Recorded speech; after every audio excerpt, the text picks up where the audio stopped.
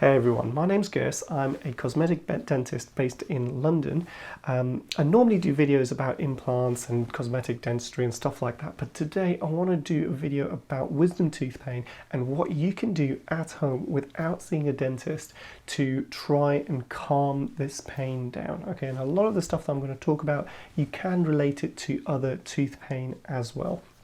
Okay, now we're in the middle of this whole COVID-19 lockdown, which means you can't even get to a dentist. And even if you can get to a dentist, especially in the UK, we're extremely limited on what we can do. Okay, it really extends to prescribe something. Okay, give you a bit of advice and prescribe either an antibiotic or an analgesic like ibuprofen or something like that.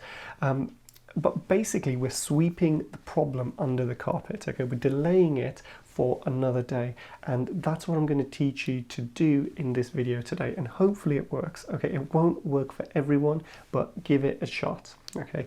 So let's look at wisdom teeth and the kind of things that can cause wisdom tooth pain, okay? Because we need to understand the cause of the problem in order to choose the right kind of treatment for it. So there's only really two main things which are going to cause pain, and one of them is tooth decay and the other thing is gum problems. Okay, so tooth decay sometimes is really easy to see and sometimes it's a little bit more difficult. Okay, so here we've got a photo of a tooth with a really obvious hole in it. If you look in the mirror and your tooth looks anything like this, then chances are your problem are a tooth decay kind of problem, and that's the one we're going to tackle first. Okay, it's not always obvious to see this, but if it's got this bad, what happens is that decay which started inside the tooth forms a massive hole, and that's what you can see here. Now, we do need to understand a little bit about how a tooth is, or what makes up a tooth. There's really three different layers. We have the enamel, which is the hard protective outside, which is the brighter part of the tooth.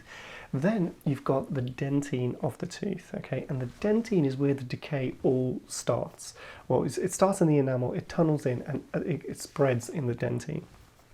And the dentine, the reason this is important in terms of pain is that's where all your nerve endings are, okay?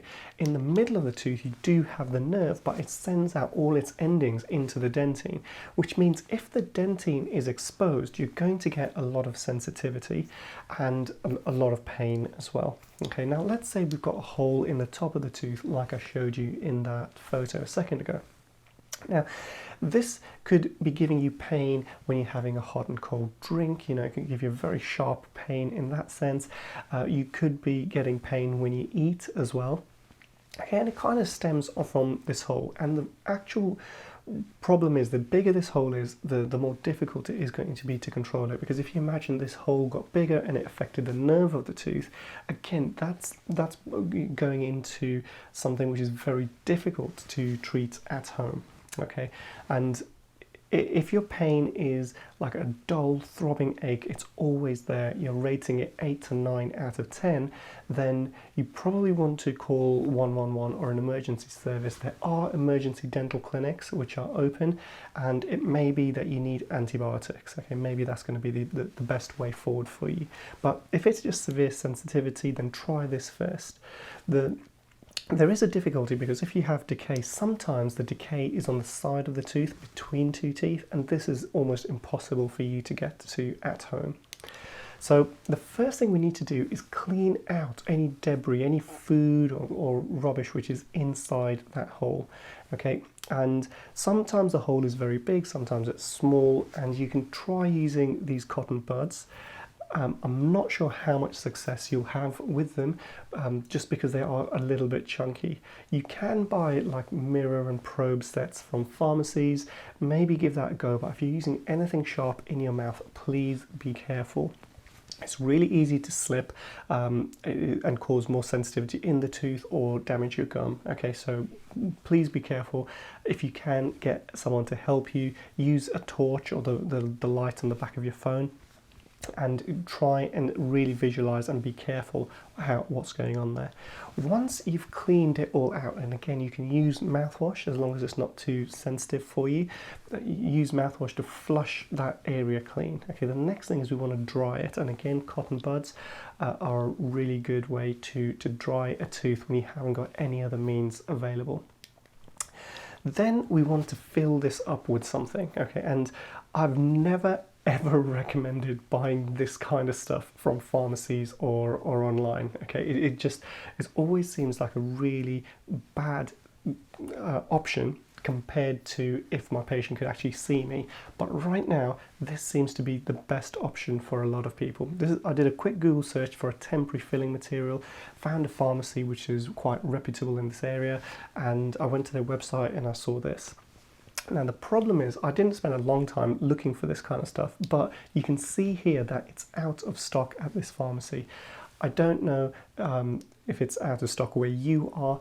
Just Google, try and find a place that sells something like this, because once you've dried that hole, you want to use the applicator that comes with this temporary filling material and press in as much temporary filling as you can into the hole.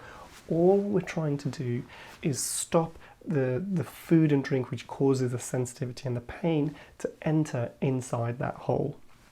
And also when you're eating, if you've got something fairly hard there, any food that you get in between your teeth, it's not going to press it down into the tooth, again aggravating it and causing pain. Okay, so if you've got a hole in your tooth that's decay related, this is probably the best thing that you can do. If this doesn't work, then try and find an emergency dental centre around you.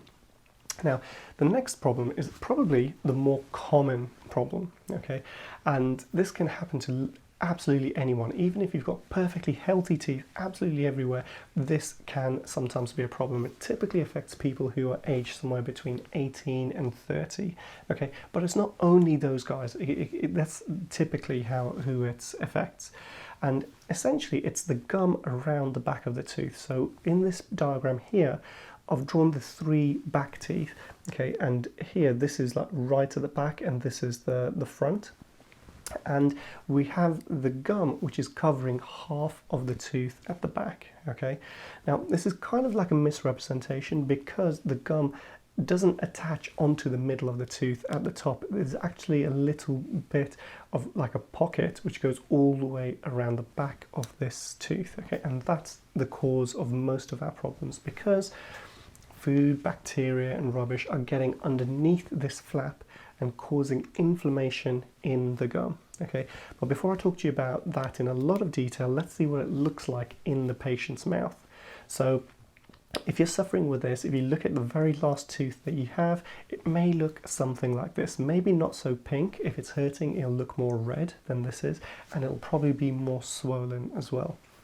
So essentially, you can pass something underneath this flap of gum, okay, because the tooth is underneath there, and that flap of gum is loose, okay, and it's the bacteria and food and stuff like that which has got under there. You can't clean it. When you're normally brushing your teeth, you would miss that bit, and sometimes it can cause swelling of that piece of gum. Okay, that piece of gum, we call it the operculum.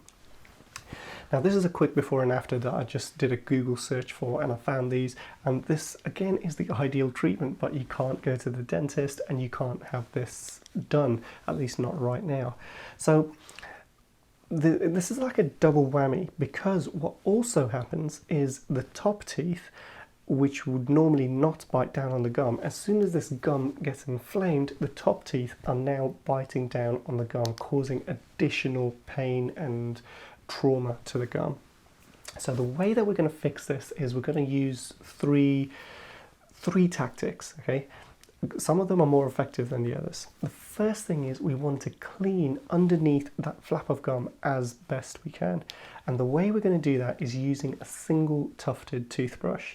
Now, this brush is like your normal toothbrush, but it's very small and it's designed to get into very difficult to reach areas. And the way you use it, if this is the brush and this is the top of your tooth, well, that's the gum you want to get under. You want to put it on the tooth and let the bristles slide in underneath. Okay, and that's going to let you physically clean underneath there. To ramp the effects up, I'm going to recommend you use a mouthwash like Corsadil. Corsadil has antibacterial agent. The antibacterial agent is chlorhexidine. So any mouthwash which has got chlorhexidine will be pretty good. To be honest, Corsadil is probably the gold standard. Don't use it all the time, it will stain your teeth, but the best thing to do in your situation is probably just tip a little bit into the cap, put your toothbrush into this so your toothbrush is fully saturated, and then use that to clean underneath the gum. Okay, so it's going to be uncomfortable to begin with, it may bleed, this is all normal. So I said there was 3 things that we can do. Okay, the next thing that we can do is to use an analgesic. Okay, so something like ibuprofen is usually really good at this, but I must give you a warning because of this whole COVID thing right now. If there is any chance that you think you may be infected with COVID, if you've got high temperature for a couple of days, you're not sure what or anything like that, any flu-like symptoms, don't take ibuprofen. It will make your COVID worse. Okay, so only take it if you're like 100% sure that there's no way that you could get infected. Okay, now the really cool thing about ibuprofen is it helps calm the swelling down as well as being a painkiller. Okay, I'm not recommending it really for the painkilling effect, although that's probably super high up on your priority list. Because it controls inflammation, we're then reducing this inflamed gum and reducing the amount of battering you're getting from the top tooth. The third thing, which is, to be honest, the most difficult thing for someone in this situation, is to use a soft diet. Okay, so remember, every time you chew, that's when the gum is being traumatized. So if you can chew less and use a soft diet, you just eat really soft foods and cut food up really small, that's going to help to reduce the trauma on this back tooth, and you just want this inflammation to go back to normal. Okay, get rid of the inflammation and you may not even need to see a dentist. But if this is a recurrent problem, it's probably better just to spend a bit of money and get this sorted out. So I hope you found this useful. I've tried to think outside the box, and for our current situation, what can we do at home to really help with toothache. Okay, if you've got any questions, comments, leave them below. All right, I'll see you next time. Take care.